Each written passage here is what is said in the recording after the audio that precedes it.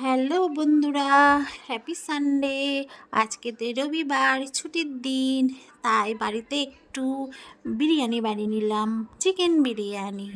সঙ্গে আছে মাংসের একটু ঝোল রেখে দিয়েছি, আর আছে তোমার স্যালাড হিসাবে আছে পেঁয়াজ, আর হচ্ছে তোমার রায়তা বানিয়ে নিয়েছি, বাড়িতেই বানিয়েছি।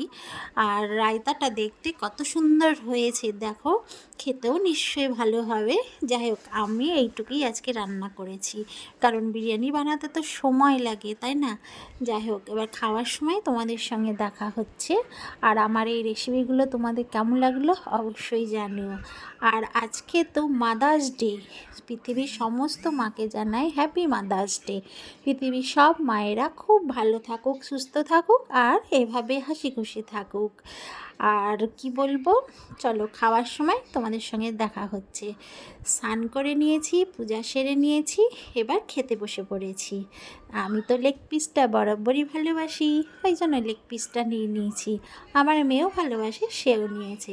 আমার এই বিরিয়ানিটা খেতে খুবই ভালো লেগেছে, রায়তাটাও খুব সুন্দর হয়েছিল। আমার কর্তামশাইয়েরও পছন্দ হয়েছে, আমার মেয়েরও পছন্দ হয়েছে।